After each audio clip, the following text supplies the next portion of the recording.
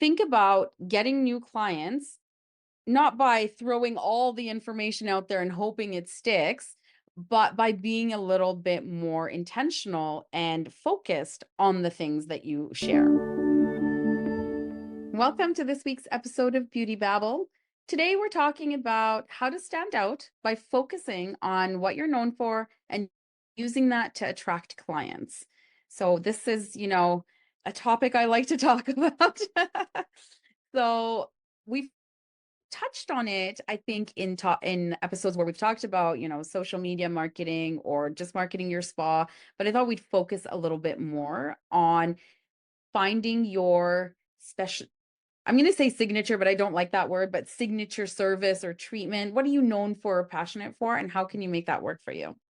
Yeah. So what is your niche is another way some people say your specialty. You think about out in this industry right now, it's like, PMU experts on brows or the lash tech or, like, gosh, you can keep going on and on of specific things. And Yeah. this one's a good one because I think more and more we want to specialize in something, but how do you go about it? And should you do it? Especially if Mhm. you've gone for, let's say you're an esthetician, you can do many services. Do you just start to stick to one? Right? Yeah, I think that's really important too, right? It's like, why would you want to specialize in something? And so I think it's important to note that you can be known for something or specialize, but that doesn't mean it's the only thing that you do, right? Mhm. But from like a communications perspective, we always, hone in on know your audience, be very specific. And when you specialize in something, it makes your life a lot easier in terms of how to market yourself to reach your audience. Because if is there one treatment that you love doing? I know there's some that you might not like doing. Yeah. No, it's like pick the one that you really like doing and try to market that because you're going to be happier when you're doing more of the thing that you love and you're going to be attracting the right clients to you. Does that make sense? It does make sense. Sure it does. If Yeah. you're maybe that's how I mean the beauty of our industry, I guess, today in most areas in Canada. US is different because you need to be licensed, I believe, in all the states. But in Canada, it's not quite like that. There are some provinces that have that, but not Mhm. all of them. So you can say, I'm going to be specializing in nails. I'm going to specialize in Brazilians. I'm going to specialize in. So you can go and take one course and do that. And that's all you offer. Now, for those that have taken a full aesthetics course, you need to think outside the box. And how do you cross promote within your current services? Do you Mhm. not think that your waxing client may want a facial from you, or you're learning, I don't know, PMU brows? Like, do you know what I mean? Yeah. Start looking what you have and be specific with the niche that you're trying to promote. Sure, be the expert. Are you credible in this as well? I think is another thing to look at. And like what you said, how do you target the market now for that specialty? So you become the master of it in a sense. Like you said, you got to love it. Like, I think that's the first thing. You're passionate about it. I would hope that's why. Absolutely. And I think, what I hear a lot from beauty pros in terms of like marketing and communications is the challenge of getting new clients. How are you going to get new clients, right? So think about getting new clients not by throwing all the information out there and hoping it sticks, but by being a little bit more intentional and focused on the things that you share, right? So, yes, I do everything under the aesthetic certification, but that's not going to get to the people because, and I'll explain a little bit. When if we're looking at your website, for example, when people are searching for something on Google or whatever, they're using certain words to search for something, right? Those are called keywords. So if you're not using those words on your website or in your SEO strategy, they're not going to connect. Like your website is not going to show up when they're using those words. So if you're an esthetician who does everything, but you're not really focusing in on highlighting that one treatment, say microneedling, for example, I just got microneedling, so it's on top of mind. So say microneedling is the thing that you love to do and you're specializing in, but it's not very prominent on your website. So when somebody is looking like, oh, I want to get a microneedling treatment, I'm going to go and Google, where can I get microneedling treatments in my city? And then you enter your city. Your website is probably not going to show very high on the search, right? Because you haven't highlighted microneedling as your key term. Of course, that's me and simplifying it. There's going to be very different, different words and ways that you can incorporate that into your website. But when you think about picking that one treatment, it's so that you can bring it front and center in your offering. So whether it's through your website or your social media, even in your social media, using those words that people are using to search for things, right? Because sometimes I've gone on Instagram and I've looked up, you know, I usually do it for recipes, so it's a little different, but if I'm Gee, why not use it? yeah, like I'm like, okay, vegan recipes. And then I will get a slew of different things that I don't necessarily follow. And so that's how I discover new, what are they called? Chefs or cooks, whatever. Right. But it's the same way with your skin. Like if somebody is looking for a certain treatment, they might go on Instagram or Facebook and want to see what's TikTok. out there. Before and after, yeah. So that's why I think, from a marketing perspective, focusing in on one treatment so that you can put that front and center, use those words in the way that you communicate so that you're easier to be found. So that's one of them. True. Yeah, That's good. I like that because I think we forget and we get lost in this because we are usually typically wearing so many hats, as I always reference to.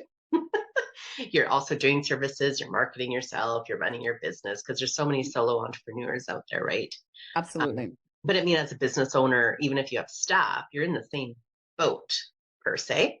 You're still having to do those things. So I think too that people have to look at is that when they are specializing in something like I want to now, expand my waxing and I'm going to be an expert waxer and be known for Brazilians. Okay, first off, did you take training in it? What have you learned from it? And how do you show that you're an expert and you're credible? So you highlight your training. I'm going to another workshop.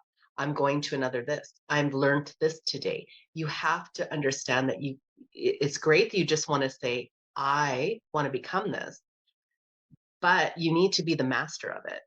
So in order Hmm. to be the master of it, you need to study it and you need to practice it. And I think that's where we sometimes forget. So yes, you need to market and show that. It's so many factors, right, Doreen? And you got to look at all of the whole puzzle. You can't just say, my website's going to show this, but you took a 1 hour course on something and now you think you're credible. No offense, but I think there's a lot more courses that you could be looking or workshops or maybe there's other people that you can now connect with in the industry and find out where did they learn that technique? How did they find out about that new product or whatever it might be? So I think we need to remember in this industry that you're not done learning when you took that course. You need to Yeah. continue, especially if you're trying to be credible, like that success of being known for something. I think that's a part that we need to remember is that, and then it doesn't stop. You keep learning. Absolutely. Always keep learning. And I think, that's a good point that you bring up. This when you're looking at this type of marketing strategy, I think you first need to establish what it is that you are going to be known for or you're going to specialize in. So I think there needs to be more intentionality in it. It's not like on a whim because Yes. all the things that you are going to do are going to take time, like ensuring you have the right phrasing on your website, your social media. And I think that you mentioned spas or businesses that have employees, they can also niche. But I think when it comes to that, you might be niching in a different way. So maybe you want to be known for as like a holistic destination, or maybe you want to be known for, only using vegan products or organic. So you can still find a way to niche as a bigger business Mm-hmm. that isn't necessarily reserved to just a treatment. So as an individual that is like a solopreneur, it's different, right? You need to pick one thing. Maybe your thing is holistic treatments. That's actually a good, you could just be a holistic facialist or whatever. That could be what you're known for. So again, not necessarily one treatment, but like the experience. So Mm. about what it is that you want to be known for. So I think I have an exercise for that I'm going to share with everybody that they're going to be able to figure it out for themselves. We can't tell you. You Right. can't tell you So you're good what at, you should be known for, but right. So you're having kind of that. thinking of like how to elevate your brand. That's your specialty, like you. Is that kind of what you refer to when you What think do you about mean? Sorry. brand? When you said your brand, you are the brand of your business. So keep Mhm. that in mind of the specialty you're doing. Would that correlate together? Yeah, I think it all kind of blends in together, right? Like I mean, as we all know, like when you're a service provider, when you're doing services on clients, it is your whole that portion of your day. It's all consuming, right? So you want to be intentional, you want to be authentic with what you're doing, and also that has to relate to your marketing too, right? So it has to be authentic to you and align with the your brand, your experience, who you are when your clients walk in. I talk a lot about, Yes, being the same person in person and online. Don't try to be perfect on your social media because, nobody's perfect. So just be yourself and that's the best thing that you can do. good advice. And when you're What are you going to tell them? An exercise. Let's do this. It sounds oh yeah, exciting. I want to just mention one thing like with expertise though, you can you can share articles or write blogs on your website. I know that seems like a big thing, but once you get a little bit more into establishing yourself into one treatment, then you go, okay, how can I be the expert? And then Mm, you want to share that. You want people to know about it. So that's such a just good idea. yeah, putting that out there. Yeah, it's a good reminder or a little snippet newsletter. Like if it, I know sometimes we get overwhelmed, like a blog. I got to write a blog. Yeah. Okay, A shoot it. blog scene, yeah. A long post. You can even do that or just get on the camera and talk about it. That is my favorite way to do it. So, yeah. So, okay. So, if you don't know what it is, then there's a few ways. Well, there's one, this is an exercise to figure out how you can pick your signature service. I'm going to say it every time I say it, I feel icky. I don't like signature service, but Your pick specialty. your Your specialty. specialty. Okay, here we go. So, first of all, right off the bat, you can like just start brainstorming. Maybe you want to write down all the services that you do, or maybe you just want to write down the services that you enjoy doing. And of those services, like mark your favorites. Like that's what is your favorite service? Like your passion, the thing that when you have it, you're like, yes, I can't wait to get this service done. Because it's authentic, Exactly. right? Exactly. Hmm. That's right. So I think that if you have that, if you've picked it, I'm sure a lot of us can do that pretty easily. Like, right off the bat, like, maybe you like to do facials in general. I have always, I was always the waxing person, which was different than everybody else I worked for was like, we love facials. And I'm like, no, I want to be known for Brazilian waxing. That was my favorite thing to do. But so if you are facial, if it's facials, that's still pretty broad. Can you narrow it down? Is there a specific type of facial? Is there a specific skin concern that really gets your wheels turning and you really want to help solve the problem? Like something that challenges you, that makes you look forward to. Like think about that because if you're going to be known for it and you're going to be doing this a lot, you want it to be something that you enjoy doing. Another thing that you can do, like once you've narrowed it down, is just look around and see who else is offering this kind of treatment in my city or in my town, right? See what others are doing. It's always really good to get like your competitors, see what they're doing, what's working, what do you like about what they're doing, and what don't you like about it? Because that will help inform your how you lay it out, like your strategy for how you're going to talk about it. So then the other thing that you can do is you want to brainstorm ways that you can take that treatment and make it yours. How can you make it unique to you, right? So think about technique, think about maybe products or an experience. Like, how do you make it so it's not, because you've done the market research, you know what's out there. Now, how do you make it very specific to you? So Well, like it's, you mentioned it, right? Like you do all waxing, but you want to be known for Brazilian.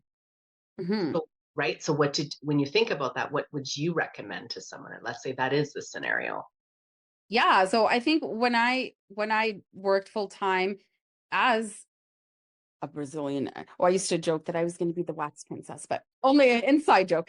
So I think for me, it was really about the product that I used. So it was about the hard wax, the results and the experience. It was quick, but it was effective. It was the skin was healthy afterwards, all of that stuff. So for me, it was really driven from a product base, what made There's my an skin answer, unique, right? right? Right. So Perfect. and it could be that. It could be that you're using a very specific product, but maybe it's like we talked about, maybe you're really into providing a holistic experience. Maybe that becomes your specialty. So I'm doing, say anti-aging and holistic, or you can do like waxing and holistic treatment. It's just finding ways to make it your own. And I would just write it down. Like this is ways that you can write it down, visualize it, is it making sense, and picking what you like and what you enjoy doing. So I have a question for you because I think what we do is we forget when we take this step. Is this a trend that you're doing in your treatment room? Are you going to switch this up in a month because you saw something else that intrigued you? So, can we talk about that? Like, it's a niche of the day.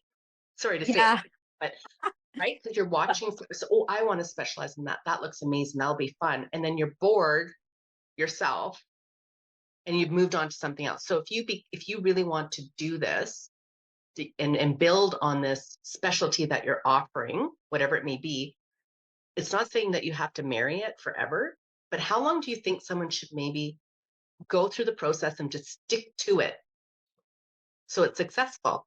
Do you have an idea of what you think? Yeah. I I kind mean, of have that's an idea, but That's a good question, first of all. It should definitely not be a thing of the moment the because trend.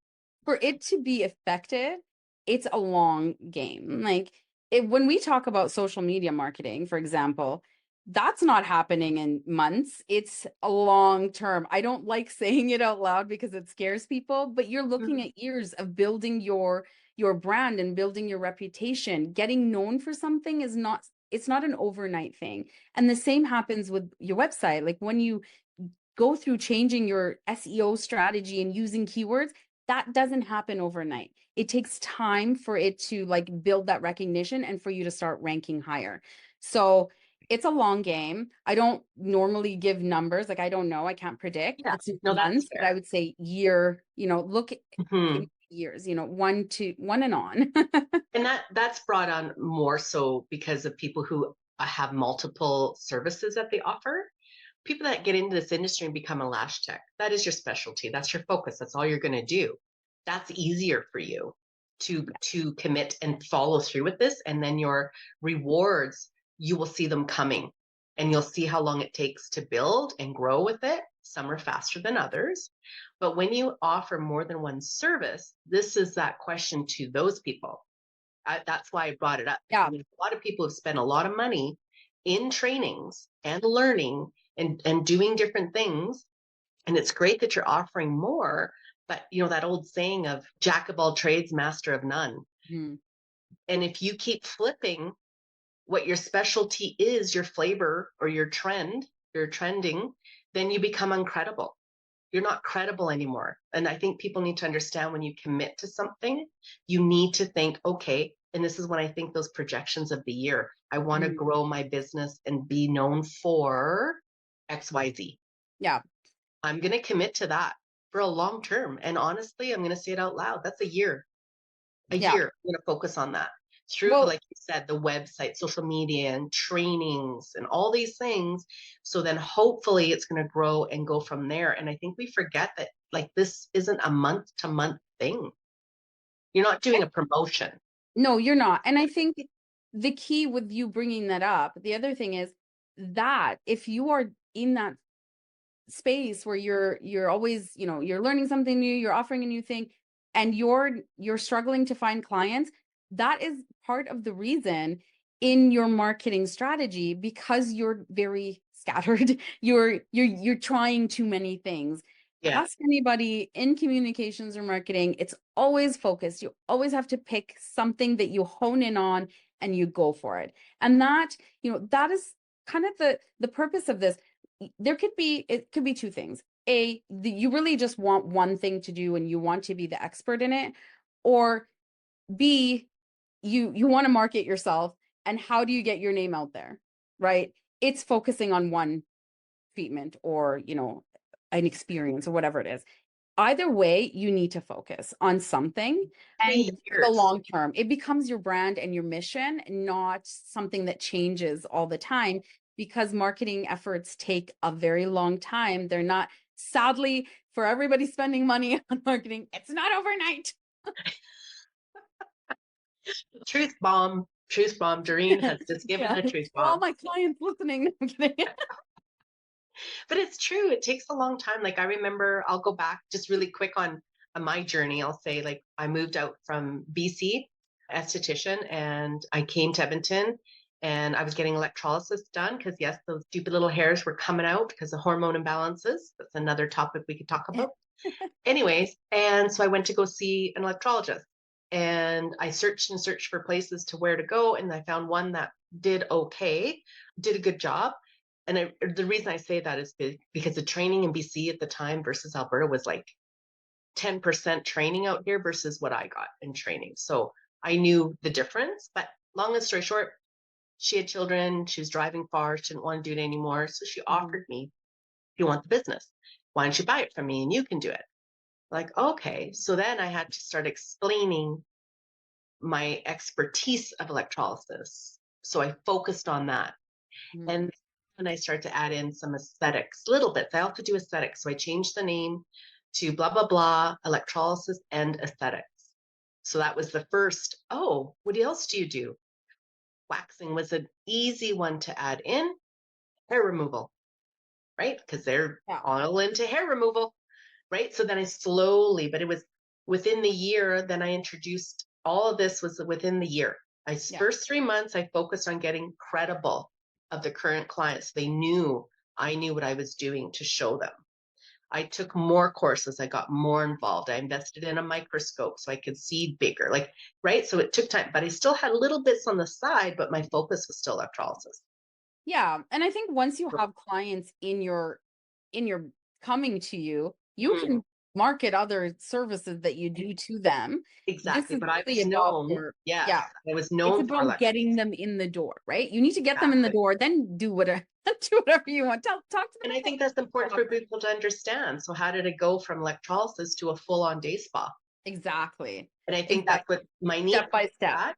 Yeah, my specialty was that. People knew about it. They knew who I was. I had referrals from even laser clinics and things like that. So they knew because of course it doesn't get rid of the lighter hairs on the face or on the body. Right. So Mhm. I kept that going. That was still up there as number one. Okay, Yeah, number two was something, number three, and I slowly worked within my source of clientele, right? absolutely.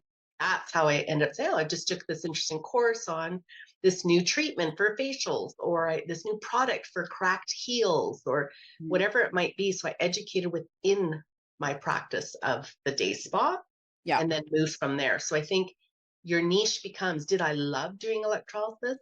Well, I messed up my hand from it, but I ended up loving it so much that because I actually showed them results they never had before.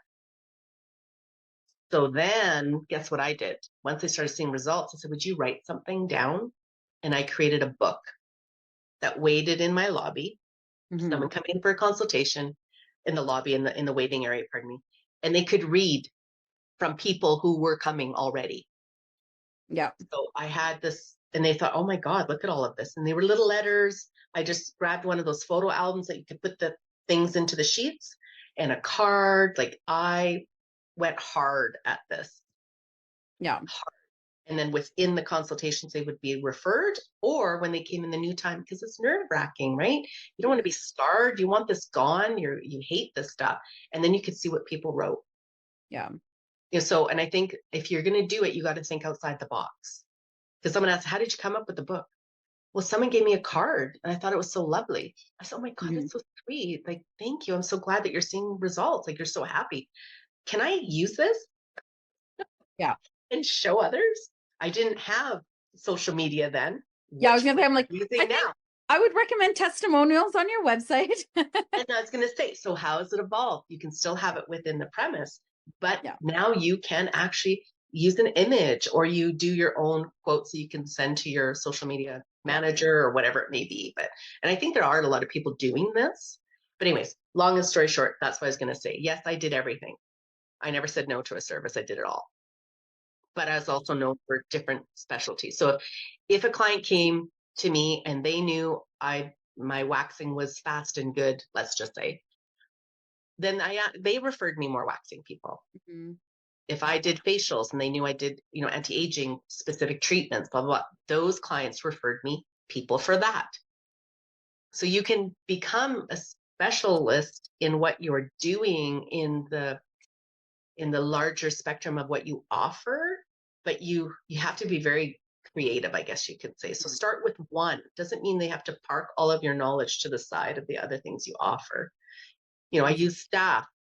I had a nail tech who was amazing. She's a senior nail tech. She's still to this day, I miss her dearly. She's amazing. Her name's Nadine.